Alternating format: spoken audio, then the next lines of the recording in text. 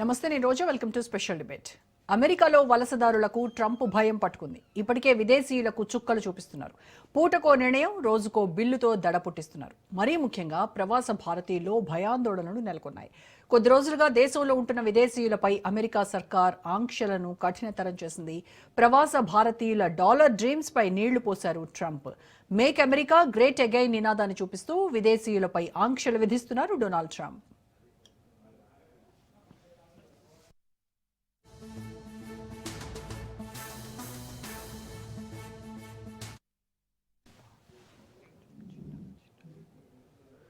తాజాగా వృత్తి నిపుణులకు ఇచ్చే H-1B వీసాల జారీ ప్రక్రియలో కీలక మార్పులు చేసింది అమెరికా.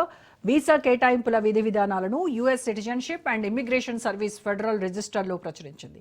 కొత్త విధానం 2026 ఫిబ్రవరి 27 నుంచి అమల్లోకి రానుంది. ఇప్పుడు ఉన్నట్టుగా ర్యాండమ్గా H-1B వీసాలు జారీ చేయరు. అత్యధిక వేతనాలు, అధిక నైపుణ్యాలు ఉన్న వ్యక్తులకు వీసా పొందే అవకాశాలు ఎక్కువగా లభిస్తాయి. తక్కువ జీతం లేదా ఎంట్రీ లెవెల్ ఉద్యోగులకు వీసా ఎంపిక ప్రక్రియలో తక్కువ ప్రాధాన్యం ఉంటుంది.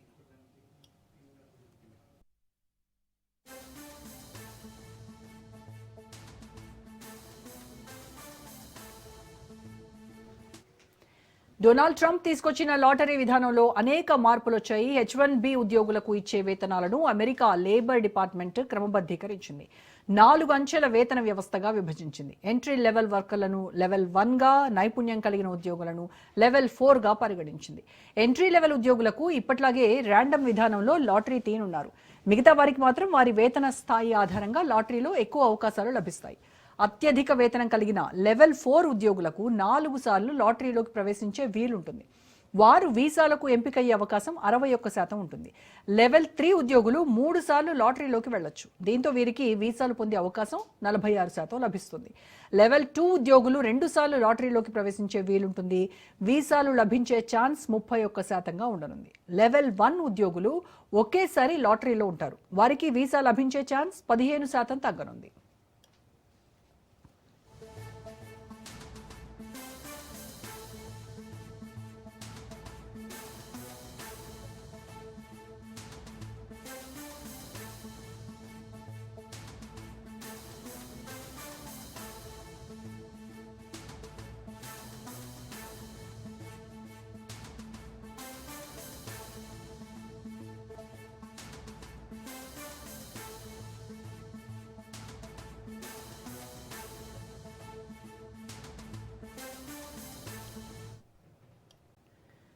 కొద్ది రోజులుగా అమెరికా అనుసరిస్తోన్న కఠిన విధానాలతో వలసదారులు ఇబ్బందులు పడుతున్నారు. సోషల్ వెట్టింగ్ దడ పుట్టిస్తోంది. దీంతో భారత్లోని అమెరికా ఎంబసీ కీలక సూచనలు చేసింది. అగ్రరాజ్య చట్టాలను ఉల్లంఘిస్తే క్రిమినల్ కేసులు, జరిమానాలు తప్పవు అని హెచ్చరించింది. అక్రమ వలసలు అడ్డుకోవడానికి, తమ సరిహద్దులను, పౌరులను రక్షించుకోవడానికే ట్రంప్ యంత్రాంగం ప్రయత్నిస్తోంది. సో ఈ మొత్తం అంశానికి సంబంధించి పూర్తి విశ్లేషణ అందించడానికి మనతో జాయిన్ అవుతున్నారు ప్రముఖ రాజకీయ, సామాజిక విశ్లేషకులు పెంటపాటి పుల్లారావు గారు. నమస్కారం పుల్లారావు గారు. నమస్కారం పుల్లారావు గారు, ఈ కొత్త వెయిటెడ్ లాటరీ సిస్టంలో లెవెల్ 4 వేజ్ ఉద్యోగులకు అవకాశాలు ఎంతవరకు పెరుగుతాయని అంటారు? మరి లెవెల్ 1 ఎంట్రీ లెవెల్ క్యాండిడేట్స్ కు ఎంత తగ్గే అవకాశాలు ఉన్నాయంటారు? ఒకటి, ఇప్పుడు సిస్టమ్ కొత్త సిస్టమ్, మనం వెంటనే గేజ్ చేయటం కష్టం. కొత్త సిస్టమ్ ఇది మెల్లిగా రిఫైన్ అవుతుంది, క్యాలిబ్రేట్ అవుతుంది. అవసరానికి మార్పు అనేది పెద్ద మార్పు వస్తుంది. మీకు తెలుసు, నాకు తెలుసు. అసలు మన వాళ్ళకి అసలు ఉపయోగం ఉన్నదా, పని ఉన్నదా లేదా? వేల మందిని మైక్రోసాఫ్ట్ అమెరికాలో తగ్గించేశారు. మీకు తెలుసు అందరికి, వేల మంది. సిస్టమ్ మారిపోతుంది. మారిపోయే సమయంలో ఎన్నో మంచి జరుగుతుంది, ఎంతో చెడ్డ జరుగుతుంది. తప్పకుండా డొనాల్డ్ ట్రంప్ చేసింది మన దేశానికి కొంచెం డిఫికల్టీస్. వాళ్ళ దేశాన్ని ఆలోచించుకుని వాళ్ళు చేసుకున్నారు కదా. రాళ్ళు ఎక్కడ పడితే వాళ్ళకి. మన దేశం నుంచి అక్రమ వలసదారులు వచ్చిన వాళ్ళు ట్రైన్ ఎక్కించి నీరసంగా వాళ్ళు మనం పంపిస్తున్నాం. మనం కరెక్ట్ అనుకుంటున్నాం, కొంతవరకు కరెక్ట్. సో అందువల్ల మనం ఆ ఫీలింగ్ ఫస్ట్ తీసేయాలి. అదేదో మన మీద ఫోకస్ అయిపోతుంది. వాళ్ళు అనుకున్నారు ఇది ఉపయోగపడుతుంది, మనం ఏదో చేసేసుకోవచ్చు, ప్రామిస్ చేయాలి. కానీ ఇంకా సిస్టమ్ పూర్తిగా రాలేదు. లాటరీ సిస్టంతో వచ్చింది ఒకటి. రెండోది కోటా సిస్టమ్ తీసాడు కదా. కోటా అంటే దేశానికి, ప్రతి దేశానికి పాపులేషన్ మీద డైవర్సిటీ కోటా అని ఇచ్చారు. అంటే ఉజ్బెకిస్తాన్, తాజికిస్తాన్, ఎస్ ఆఫ్రికాలో ఏదో చిన్న దేశం మాలి, లేకపోతే ఇది బుకీనా ఫార్సో, ఇవి ఎవరు అప్లై చేయని వాళ్ళు, ఎవరో సరదాగా గ్రీన్ కార్డ్కి అప్లై చేసిన వాళ్ళు, ఫిల్అప్ చేసి ఫార్మ్స్, ట్యాక్సీ డ్రైవరు ఎవరు వాళ్ళకి వచ్చేసే వీసాస్. ఎందుకంటే ఒబామా చేసింది ఏంటంటే అంతా ఇండియన్స్కి వెళ్ళటం పెట్టి మనం అన్ని దేశాలకు ఇవ్వచ్చు కదా ఎస్ అది పెట్టిన సిస్టమ్ తీస్తాడు. అది చాలా మంచిది కదా, అది భారతదేశానికి అడ్వాంటేజ్ కోటా సిస్టమ్ లేకపోతే. సో ఇప్పుడు మనం ఇమీడియట్గా ఇలాగవుతుంది అలాగవుతుంది అని చెప్పుకోవటం కాన్వర్జేషన్కి బాగుంటుంది, డిబేట్కి ఇంకా బాగుంటుంది, కానీ ఇట్స్ నాట్ అ ఫ్యాక్ట్. కొద్దిగా ఇది ఎలాగ అన్రావెల్ అవుతుంది, ఎలాగ ఇప్పుకుంటూ వస్తుంది మనం చూడాలి.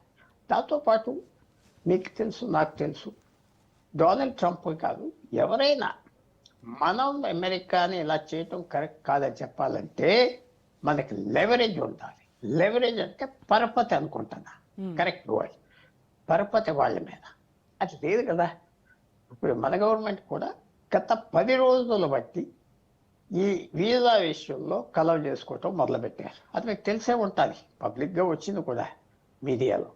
మన గవర్నమెంట్ ఓపెన్గా ఎంగేజ్ అవ్వటం, అక్కడ మన అంబాసిడర్ హై ఆఫీసర్ని కలవటం, ఇక్కడ ఎంబసీతో చేయటం, ఇది సాగదు. ఇలాగ మీరు ఇష్టం వచ్చినట్టుగా రూల్స్ మార్చేస్తే, సడన్గా మార్చేస్తే స్కూల్స్ కాలేజెస్ అడ్మిషన్ చేస్తున్నారు, ఇది కుదరదు, ఆలోచించుకోవాలి, న్యాయం చేయాలి అని చెప్పటం మొదలుపెట్టారు. ఎప్పుడైతే మనకు పరపతి వస్తుందంటే మనకు ఆ ట్రేడ్ డీల్ సంతకాలు పెట్టాక పరపతి వస్తుంది.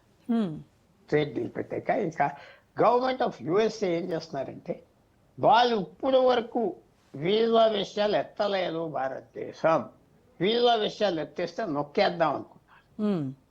మేము 1,00,000 వీసాలు ఇస్తాం, H1B, మాకు వ్యవసాయ సామాన్లు అక్కడికి వెళ్ళినా అది కుదరట్లేదు. సో మనం కొద్దిగా వెయిట్ చేయాలి. ఈ స్పెసిఫిక్గా లాభమా నష్టమా అంటే తప్పకుండా నష్టమే కదా. 1,00,000 మంది వెళ్ళేది 20,000 మంది వెళ్తే నష్టమే కదా.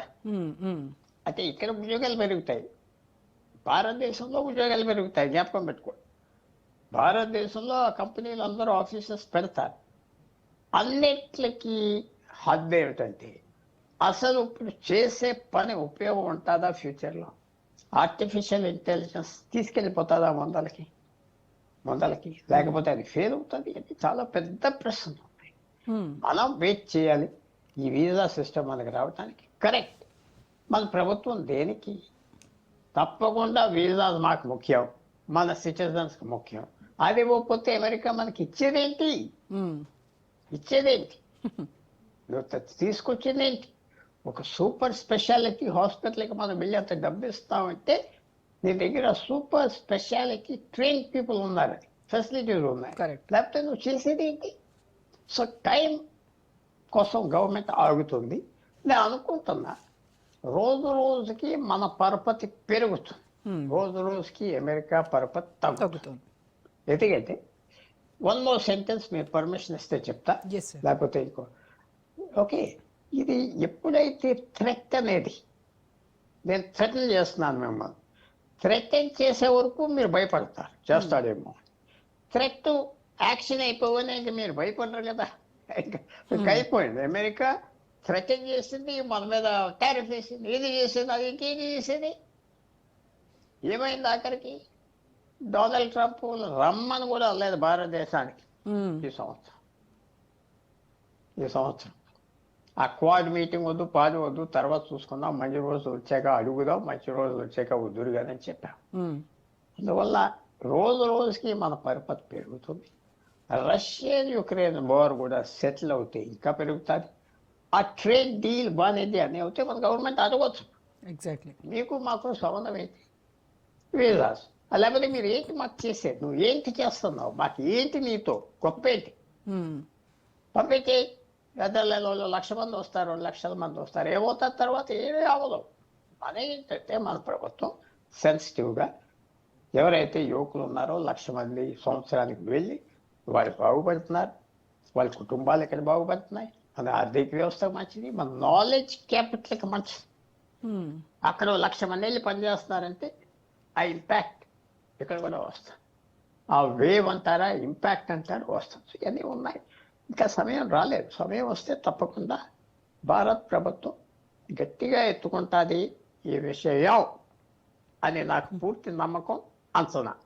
ఓకే సార్, ఇప్పుడు భారతీయ ఐటీ ప్రొఫెషనల్స్కు అలాగే ముఖ్యంగా లెవెల్ ఫ్రెషర్స్కి అనుకోండి అండ్ మిడ్ లెవెల్ ఈ ఎంప్లాయీస్కి ఈ వేజ్ బేస్డ్ ప్రయారిటీ అనేది ఎలా ఇంపాక్ట్ చూపిస్తుంది అని అంటారు?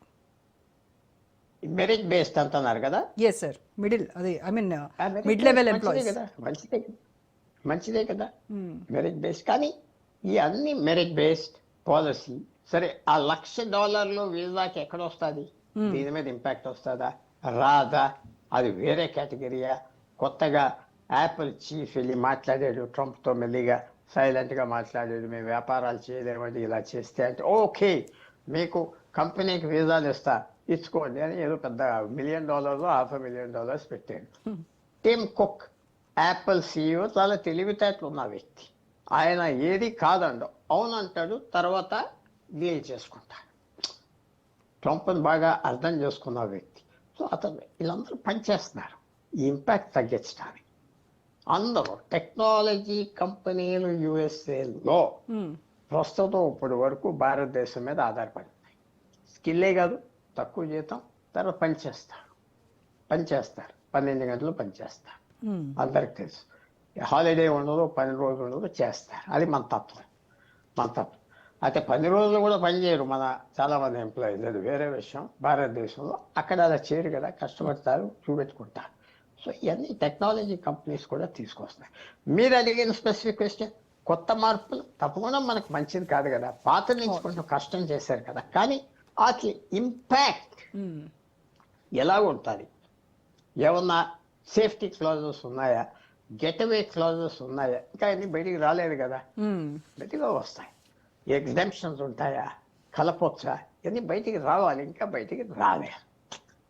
Right sir, right. Welcome back. Pullarao గారు, ఇప్పుడు ఫైనాన్షియల్ ఇయర్ 2027 H1B క్యాప్ రిజిస్ట్రేషన్స్కి అప్పటి నుంచి ఈ మార్పులు స్టార్ట్ అవుతాయని చెప్తున్నారు. మరి ఫైనాన్షియల్ ఇయర్ 2026కి ఇంకా ర్యాండమ్ లాటరీని కొనసాగుతుందంటారా? చెప్పలేము, ఇంకా సాగదు అనుకుంటున్నా. ఎందుకంటే అది పెద్ద కష్టం కాదు ఆప్ చేయడానికి, అది ఇమ్మీడియట్గా ఆప్ చేయవచ్చు. ర్యాండమ్ లాటరీ మీద అందరికీ అంత ఇంట్రెస్ట్ కూడా లేదు కంపెనీస్కి. ర్యాండమ్ లాటరీ మీద అది పెద్ద నష్టం అనిపించట్లేదు. నంబర్ తగ్గుకోకుండా ఉంటే ఎవరు వస్తేనే, మినిమం క్వాలిఫికేషన్స్ ఉంటే. సో అది తప్పకుండా నేను అది అప్లై అవుతుందని నేను అనుకుంటాను. ఏదో చేసేవాడు చూపెట్టాలి కదా ఇమిగ్రేషన్ డిపార్ట్మెంట్ కూడా డొనాల్డ్ ట్రంప్కి. ఊరికనే తిరుగుతున్నారు. అది ఆయన చాలా డిఫరెంట్ టైప్ ఆఫ్ ప్రెసిడెంట్. ఏదో ఫైల్ వచ్చింది, కమిటీ మీటింగ్స్ ఏం ఉండవు. మనం అందరూ చూస్తున్నాం 6 సంవత్సరాలు బట్టి 9 సంవత్సరాలు బట్టి. ఫస్ట్ టైం ఆయన ప్రెసిడెంట్ అయినప్పుడు 2017 నుంచి ఇన్స్టెంట్ ఆ టీవీ మీద చూస్తాడు, అక్కడే నిర్ణయం. ఆ టీవీ మీద చూస్తాడు, అక్కడే డిస్మిస్ చేసేస్తాడు. ఫారెన్ మినిస్టర్ కానీ డిఫెన్స్ మినిస్టర్ కానీ ఎవరు అమెరికా చేలో పనిచేస్తారు. సో ఇది ఆయనకి మేము చేసామని చూపెడటానికి 100% నేను అనుకుంటున్నా అప్లై అవుతాను. అన్లెస్ వాళ్ళు అన్నట్టుగా ఆల్రెడీ అప్లై చేశారు, ఏదో కట్ ఆఫ్ డేట్ ఉన్నది కదా, some cut off date is they, ఆ కట్ ఆఫ్ డేట్ దాటారంటే ఉండదు. తర్వాత ఇప్పుడు మీరు అన్నట్టుగా 27 అనగానే ఇంకా టైం ఉన్నది కదా, టైం ఉన్నది, మార్పులు రావచ్చు. ఫైనల్ కాదు, ఫైనల్ ఎప్పుడు లేదు. డొనాల్డ్ ట్రంప్తో మార్చవచ్చు, మార్చే విధానాలు కూడా ఉన్నాయి, మార్చవచ్చు. సో మనం హోప్ఫుల్గా ఉండొచ్చు. ఇది కొంచెం సాఫ్ట్ అవుతుంది మనకి. ఎక్కడ మెయిన్ థింగ్ ఏమిటంటే జీతాలు ఎంత ఇస్తారు, జీతాలు పెంచుతారా పెంచరా? $80,000 అయితే ఒప్పుకోరు, 100,000 దాటాలి మినిమం. సో ఇవన్నీ చేంజెస్ కంపెనీస్ కూడా ఎలా ఫ్యాక్టర్ చేస్తాయి, వాళ్ళు ఫాల్స్గా చూపెడతారా? ఇప్పుడు ఇలాంటి ఈ రూల్స్ తో లెవెల్ 1 లెవెల్ 2 వేజెస్ తో ఈ ఉద్యోగాలు ఆఫర్ చేసేటువంటి చిన్న కంపెనీస్ ఏవైతే ఉంటాయో అవి ఇప్పుడు మరి H1B స్పాన్సర్ చేయడానికి వెనకడిగేస్తాయేమో సార్? 100%. చాలా కన్ఫ్యూషన్, చాలా చేయాలని చేస్తున్నారు కదా యునైటెడ్ స్టేట్స్ గవర్నమెంట్. ఒక విధానంగా ఏంటంటే ఒక సెక్షన్ తప్పకుండా ఇండియన్స్ పనిష్ చేయాలి, వాళ్ళకి అడ్వాంటేజ్ వచ్చింది అంటున్నారు. వాళ్ళకి తెలిసి ఇండియన్స్ మ్యాన్ పవర్ అని, వాళ్ళకి తెలిసి ఇండియన్స్ లేకపోతే చాలా ఇబ్బంది వస్తుంది. అయినా వాళ్ళు ఒక రకమైన వాళ్ళకున్న ఫీలింగ్స్ లేకపోతే వాళ్ళకున్న కోపం పెద్ద టెక్నాలజీ కంపెనీస్ మీద ఏది చూడాలి. పెద్ద టెక్నాలజీ కంపెనీస్కి చాలా మంది ఇష్టలు ఉన్నారు, అయిష్టలు ఉన్నారు, జెలసీస్ ఉంటాయి. వాళ్ళు బయట ఉన్నారంటే ఆ కంపెనీ లాబింగ్ సిస్టంలో లేరంటే వాళ్ళ కోపం ఉంటారు. సో అందువల్ల చాలా మిక్స్డ్ బ్యాగ్. అమెరికాలో పాలసీ నిర్ణయాలు తీసుకున్నాక కూడా ఎన్నో ఇష్యూస్ ప్లేకి వస్తాయి, ఎన్నో ఇష్యూస్ మారుతాయి. మీకు ఉదాహరణ చెప్తున్నా, మన డొనాల్డ్ ట్రంప్ కొడుకు వచ్చాడు కదా ఇండియాకి, చూశారు కదా. అదంతా ఇన్నసెంట్ కాదు. అది ఇన్వైట్ చేస్తున్నాం, కల్టివేట్ చేస్తున్నాం, పెద్ద కంపెనీలు తీసుకొస్తున్నారు, మర్యాద ఇస్తున్నారు. ఇదంతా ఒక రకమైన సాఫ్టనింగ్ అప్రోచ్.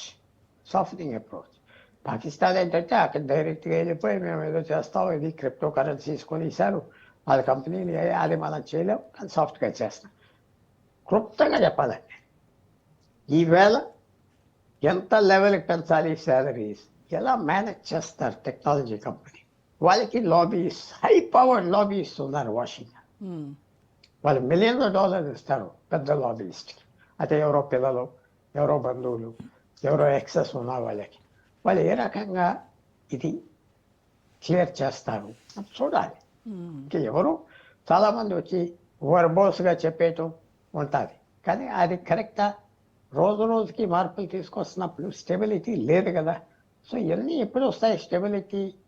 మనకి ట్రేడ్ డీల్ అవ్వక ప్రభుత్వం అప్పుడు స్ట్రాంగ్గా ఉంటుంది, ఆ వేగ్నెస్ పోతుంది. సో మనం కూడా, మన ప్రభుత్వం కూడా ఇంటర్వ్యూని ఎందుకు అవ్వట్లేదంటే కరెక్ట్ టైం కాదని స్లోగా ఇంటర్వ్యూని అవుతున్నారు. తర్వాత మన లెవరేజ్ ఏమున్నది, మెయిన్ థింగ్ ఇస్ లెవరేజ్. ఆ లెవరేజ్ ఉంటే అన్ని సింపుల్ ప్రాబ్లమ్స్. ఆఫ్టర్ ఆల్ మనకి మళ్ళీ చెప్పుకునేది ఏంటి, మనకి ఏం చేస్తున్నారు అమెరికా? ఆర్మ్స్ అమ్ముతున్నారు, ప్లేన్స్ అమ్ముతున్నారు, ఎంటర్టైన్మెంట్ అమ్ముతున్నారు. ఏం రా మెటీరియల్ వాళ్ళు అక్కర్లేదు, మషినరీ అమ్మట్లేదు, ఏం లేదు. సో అందువల్ల ఇది ఒక పెద్ద పాయింట్గా, ఫ్లాష్ పాయింట్గా తేకుండా చాలా మంది మన ప్రభుత్వం ఇది చేయొచ్చు కదా, అది చేయొచ్చు కదా, చేయకూడదు, ఎక్స్పోజ్ అయిపోతారు. ఇదే మన ఇంట్రెస్ట్ అని తెలిసిపోతుంది, దీని వెనకాలే మనం ఉన్నామని తెలిసిపోతుంది, లొంగేస్తారు, బులీ చేస్తారు, బ్లాక్మెయిల్ చేస్తారు. సో ఇప్పటి వరకు చాలా ఫైన్గా చేస్తూ వచ్చారు. సెప్టెంబర్ 3వ తారీఖు మీకు జ్ఞాపకం ఉంటుంది ఈ సంవత్సరం. అప్పటి వరకు అమెరికన్ క్యాబినెట్ మినిస్టర్స్ ఇష్టం వచ్చినట్టుగా తిట్టేవారు ఇండియాని, మీకు జ్ఞాపకం ఉన్నదో లేదు. సెప్టెంబర్ 3 తర్వాత బాధేశారు, డొనాల్డ్ ట్రంప్తో సహా. వ్లాదిమిర్ పుతిన్ చైనాలో ఉండి ఆ రోజు ప్రెస్ కాన్ఫరెన్స్లో ఒక పెద్ద స్టేట్మెంట్ ఇచ్చారు. ఇలాగ యుఎస్ఏ పెద్ద దేశాలని, ఇండియా చైనా లాంటి వాళ్ళని తిట్టొచ్చా, అవమానం చేయొచ్చా, బెదిరిస్తే అవమానం కాదా, వాళ్ళు మీతో అంత వ్యాపారం చేస్తున్నారు, అంత మీ పార్ట్నర్స్ వాళ్ళ చేయొచ్చా అన్నాడు. చేసిన లొంగర్ అన్నాడు. ఆ రోజు నుంచి మార్పు వచ్చింది. ఈ 90 రోజులు చూస్తే చాలా చేంజ్ వచ్చింది, చాలా చేంజ్. ఇంకా చేంజ్ వస్తాయి, ఆప్టమిస్టిక్గా ఉన్నాను. ఎందుకంటే ఇప్పుడు కూడా పెద్ద ఎకనామిక్స్ చూస్తే, టెక్నాలజీ చూస్తే జనరల్గా ట్రెండ్ అంత మారలేదు. అమెరికన్స్కి నాలెడ్జ్ ఎక్కువ పెరిగిపోలేదు ఈ 3 నెలల్లో. వాళ్ళు కష్టపడే జీవితాలు ఎక్కువ కష్టం పడట్లేదు. వాళ్ళు వీకెండ్ అందరికి తెలుసు కదా, ఎవరు ఏం పని చేయరు, తక్కువ పని చేస్తారు, 8 గంటలే చేస్తారు, ఏం మార్పు లేదు డొనాల్డ్ ట్రంప్ పాలసీస్ తప్ప. సో మనం కూడా చాలా కేర్ఫుల్గా డీల్ చేయాలి. ఎందుకంటే మన అల్టిమేట్ ఏమంటే అక్కడ high paying, high value employment కావాలి. కరెక్ట్, 1,00,000 మంది కొత్త వాళ్ళకి సంవత్సరం, అంతే కదా. సార్ నా డౌట్ ఏంటంటే, ఇప్పుడు మల్టిపుల్ ఎంప్లాయీస్ ఒకే బెనిఫిషియరీ రిజిస్ట్రేషన్స్ కనుక అక్కడ సబ్మిట్ చేస్తే అప్పుడు లో లెవెల్ అంటే తక్కువ వేజ్ ఉన్న వాళ్ళని కన్సిడర్ చేస్తారు కదా, మరి అప్పుడు హై సాలరీ ఆఫర్స్ను ఎలా ఎఫెక్ట్ చేస్తుంది అంటారు? ఇన్ కేస్ ఆయన వాళ్ళు అదే కనుక కన్సిడర్ చేస్తే తక్కువ సాలరీస్. మల్టిపుల్ ఆఫర్స్ వస్తే వాళ్ళ రూల్ ప్రకారంగా హైయెస్ట్ సాలరీ బిడ్డర్కే ఇస్తారు ఆటోమేటిక్గా. ఎందుకంటే అది మెయిన్ అమెరికన్ రూల్ ఏం పెడతారంటే నీ శాలరీ తక్కువ ఉండకూడదు. సో మల్టిపుల్ ఆఫర్స్ వచ్చినప్పుడు if you give you highest offer ఇస్తారు. వాళ్ళు పెట్టిన బార్ ఏమిటి, నీ జీతం ఎక్కువ ఉండాలంటారా, నీకు తక్కువ ఇస్తున్నారంట. అది మెయిన్ బార్. తర్వాత నంబర్, ఎక్కువ నెంబర్ ఉన్నారు కాబట్టి $1,00,000 వేస్తే ఆటోమేటిక్గా తగ్గిపోతారు. అమెరికన్ ఎంప్లాయీ పని చేస్తారా, పని చేయొచ్చు. అది ఇంకా పరీక్ష అవ్వలేదు కదా. అమెరికాలో అంతమంది దొరుకుతారో దొరకవచ్చు, లేకపోతే ఇతర దేశాల నుంచి వస్తారా ఎవరైనా, తెల్ల దేశాల నుంచి, కొత్త దేశాల నుంచి. కానీ టెస్ట్ అవ్వాలి కదా, ఆ హైపోథసిస్ ఇంకా పరీక్ష అవ్వలేదు కదా. ఆ థియరీ ఇంకా టెస్ట్ అవ్వలేదు కదా. రావద్దంటే మిగతా వాళ్ళు దొరుకుతారా, దొరకకపోతే గొడవ లేదు. దొరుకుతారా, అమెరికాలో దొరుకుతారా, అవన్నీ చాలా అంతా నడుస్తాయి. మనం ఎంత డిస్కస్ చేస్తున్నామో టెక్నాలజీ కంపెనీలు ఇంకా ఎక్కువ డిస్కస్ చేస్తాం. కరెక్ట్. ఎలా మెయింటైన్ చేసుకోవాలి, మనకంటే 100 times ఎక్కువ డిస్కస్ చేస్తాం. ఎలా తప్పాలి, ఎలా చేయాలి, ఇవన్నీ ఉన్నాయి. కంపెనీలు మనకు అక్కడ చెడ్డ పేరు రాకూడదు, అమెరికన్స్ ఎంప్లాయ్ చేయట్లేదని ఇవన్నీ ఉన్నాయి. సో ఇది ఎలా దాచుతారు, మన వాళ్ళకి ఎంత కష్టమో వాళ్ళకి ఎంత కష్టం. మన అవసరం లేదనుకోండి తీసుకోరు కదా, ఎంత అడిగినా తీసుకోరు కదా. డాక్టర్స్, నర్సెస్, టెక్ ప్రొఫెషనల్స్ వాళ్ళకి అవసరం కాబట్టి తీసుకుంటారు. అది ఏ రోజైతే అవసరం లేదో గుడ్ బై. ఈ ఓవరాల్గా ఈ చేంజెస్ ఇండియన్ H1B వీసా అప్లికెంట్స్ను పెంచుతాయంటారా, తగ్గిస్తాయంటారా? తగ్గిస్తాయి కదా. ప్రస్తుతం లాజిక్గా కనపడుతున్నాయి కదా. అది ఇమ్మీడియట్గా చూస్తే తగ్గిస్తాయి కదా. చాలామంది అప్లికేషన్స్ కూడా తగ్గిపోయింది కదా. స్టూడెంట్స్ కూడా వెళ్ళటం మానేశారు కదా, తగ్గారు కదా. ఇంపాక్ట్ ఇమ్మీడియట్గా కనపడపోయినా 2 సంవత్సరాల్లో కనపడుతుంది. ఒకనప్పుడు డొనాల్డ్ ట్రంప్ ప్రెసిడెంట్ అవ్వకముందు రోజు ఒకే మాట చెప్పేవాడు, ఎవరైనా భారతదేశం నుంచి వచ్చి ఇక్కడ చదువుకుని హార్వర్డ్లో, ఏల్లో, కెల్టెక్స్లో చదువుకుని డిగ్రీ వచ్చిన రోజున ఎవరైనా తిరిగి వాళ్ళని పంపిస్తారా, ఎంత బుద్ధిహీనులు అనేవాడు. వాళ్ళ డిగ్రీ కార్డుతో, డిగ్రీ సర్టిఫికెట్తో గ్రీన్ కార్డ్ ఇచ్చేయాలన్న 100 times అన్నాడు. ఎందుకంటే మ్యాథమెటిక్స్, స్టెమ్ అంటారు, మీకు తెలుసు కదా, సైన్స్, టెక్నాలజీ, ఇంజనీరింగ్, మ్యాథమెటిక్స్. ఈ 4 సబ్జెక్ట్స్లో డిగ్రీ తెచ్చుకున్న వాళ్ళకి ఆ డిగ్రీతో పాటు గ్రీన్ కార్డ్ ఇచ్చి నాయన ఇక్కడ ఉండాలన్నాడు. 100 times అన్న. అది వచ్చాక చేస్తాను. ఫస్ట్ టైం అయిపోయాక సెకండ్ టైం రావటానికి కొన్ని విషయాలు మార్చుకున్నాడు. అయితే ఆయన మన కూడా అన్నాడు, మన కూడా ఓపెన్గా అన్నాడు, అన్ని పనులు మనం చేయలేం, మన దగ్గర టాలెంట్ లేదన్నాడు. మీరు చూసారో లేదో నాకు తెలియదు, స్పష్టంగా అన్నాడు, we don't have the talent అన్నాడు. మనకి టాలెంట్ లేదు, తప్పదు అన్నాడు. ఆయన సైడ్ రిపబ్లికన్ పార్టీ వాళ్ళు ఎవరో అన్నామంటే నాకంటే నీకు ఎక్కువ తెలియదు అన్న. సో ఏ రకంగా ఆయనతో ప్రిపేర్ అవ్వాలి, ఆయనే మార్చాలి, ఆయనే మార్పించాలి, మార్పిస్తాడు అనుకుంటున్నా. ఎందుకంటే మన లెవరేజ్ పెరుగుతుంది, పరపతి పెరుగుతుంది, వాళ్ళకి తగ్గిపోతుంది. సో ఆటోమేటిక్గా అలా జరుగుంటే మనకి డే కమ్స్ మనం సాల్వ్ చేయాలి. ఎందుకంటే మన యువకులకి ఇది హై పేయింగ్ ఎంప్లాయ్మెంట్ కాబట్టి ఆశ ఉంది. అలాగే వెళ్ళిపోతాం, సెటిల్ అయిపోతాం, ఇలాగుంటాం, పాపం అలాగుంటాం అని ఆశలు ఉన్నాయి. ఆ ఆశలు తీర్చడానికి 1,00,000 మంది కొత్త వాళ్ళకి ఇదంతా పాటు. ఇప్పుడు ఎంప్లాయర్స్ రిజిస్ట్రేషన్ స్టేజ్లోనే అక్యురేట్ వేజ్ లెవెల్ అనేది వాళ్ళు చెప్పాల్సి ఉంటుంది, అంటే SOC కోడ్ కూడా సబ్మిట్ చేయాల్సి ఉంటుంది. సో దీనివల్ల ఫ్రాడ్ తగ్గుతుందంటారా? ఫ్రాడ్ ఎప్పుడూ తగ్గదు.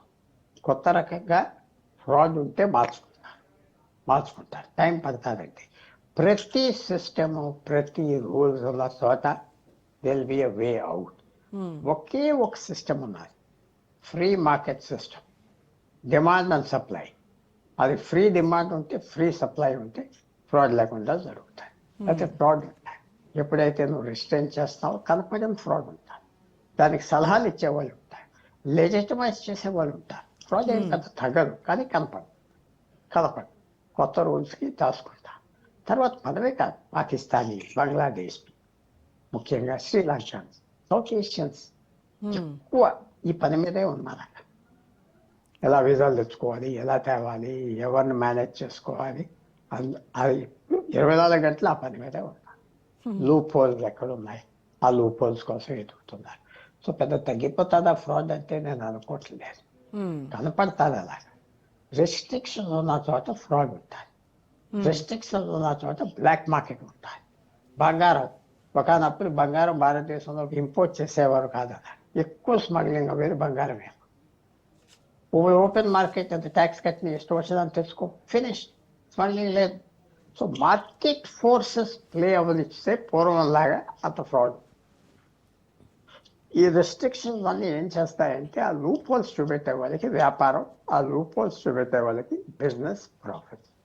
సో తప్పకుండా లూప్ హోల్స్ కనపడతాయి. మనం ఇంకా ఇవన్నీ స్టార్ట్ చేశాక ఇంకా ఏమి ఇంప్లిమెంట్ అవ్వలేదు కదా, మనకు 6 నెలల్లో సంవత్సరంలో తెలుస్తాయి how it is playing out. So we have to wait.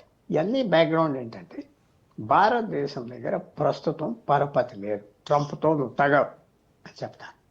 ఆ పరపతి వస్తుందా అంటే కొన్ని రోజులకు వస్తుంది. ట్రేడ్ డీల్ అవగానే వాళ్ళ పరపతి కూడా తగ్గిపోతున్నాయి కదా, ఆయన ప్రెస్టీజ్ కూడా పడిపోతా వస్తాను. సో రావచ్చు ఫ్యూచర్లో మంచి డీల్ మనకి. ఇది కూడా కలుపుతారు. సర్వీసెస్ మాకు లేకపోతే మీతో ఏంటి మాకు వ్యాపారం, మీరు సర్వీసెస్ మమ్మల్ని ఎక్స్పోజ్ చేయనివ్వకపోతే ఏంటి మీకు మాకు సంబంధం ఏంటి, ఆ ప్రశ్న వస్తాయి. సార్ నాకు ఇంకో డౌట్ ఏంటంటే ఈ మాస్టర్స్ క్యాప్లో కూడా ఈ వెయిటెడ్ సెలెక్షన్ అప్లై అవుతుందా? అన్ని చోట్ల వెయిటెడ్ అప్లై అవుతాయి. సోషల్ మీడియా అన్నారు, ఇవన్నీ అవుతాయి. అది మనమేం అబ్జెక్ట్ చేయలేము. వాళ్ళు ఒక లైన్ చూడండి, ఇప్పటి వరకు జరిగింది లూప్ హోల్స్ మనకు తెలుసు కదా. అది బ్లాక్ చేయటం కష్టం కాదు, కానీ పనిచేస్తుందా లేదా? టెక్నాలజీ కంపెనీస్ దానికి ఒక రౌండ్ వే తీసుకుంటారా? టెక్నాలజీ కంపెనీస్ ఇప్పుడు ఇండియన్ దగ్గర తీసుకురావటమా అక్కడితోనే పనిచేయించటమా? ఆ నిర్ణయాలు తీసుకుంటారు కదా, తీసుకోవాలి కదా. టెస్ట్ చేస్తున్నారు కదా, మాట్లాడుతున్నారు కదా ట్రంప్తో టెక్నాలజీ చీఫ్స్. సో ఈ స్టోరీ ఇంకా అవ్వలేదని నేను అనుకుంటాను. Story is not finished yet, ఇంకా ఫైనల్ చాప్టర్కి రాలేదు. సో ఈలోగానే ఈ రూల్స్కి ఏదైనా లీగల్ ఛాలెంజెస్, లా సూట్స్ అలాంటివి ఏమైనా ఎదురయ్యే అవకాశం? లీగల్ ఛాలెంజ్ మొన్న గెలిచేశారు. $100,000 ఆయన ఛార్జ్ చేయొచ్చని కోర్ట్స్ ఇచ్చింది. అది ఇంకో రకమైన లీగల్ ఛాలెంజెస్ రావాలి. ఇంకో రకమైన కేసు నడుస్తుంది అక్కడ సుప్రీంకోర్టులో. రాష్ట్రాలన్నా ఏమన్నారంటే నీ ఇష్టం వచ్చిన రూల్స్ చేస్తే మా రాష్ట్రాల్లో ఉన్న ఇండస్ట్రీ దెబ్బతింటున్నాయి, నీకు ఈ వ్యవహారంతో సంబంధం ఏంటి మా ఇష్టం. అది ఇంకా సుప్రీంకోర్టుకి రాలేదు. అది పెద్ద కేసు. అది వస్తే ఏమొస్తుందో చూడాలి. వాళ్ళ సెంట్రల్ గవర్నమెంట్ పవర్ ఎంత ఉన్నది, స్టేట్ గవర్నమెంట్ పవర్ ఎంత ఉన్నది, ఫెడరల్, ఇవన్నీ ఇంకా నడుస్తున్నాయి. చాలా ఛాలెంజింగ్ లీగల్ టాస్క్స్ ఉన్నాయి. అన్నీ చేస్తున్నారు, అన్ని విధాలుగా చేస్తున్నారు. ఇంకా క్లారిటీ మాత్రం రాలేదు. Okay, thank you so much Pullarao గారు. ఇది ఇవాళ స్పెషల్ డిబేట్. Stay tuned.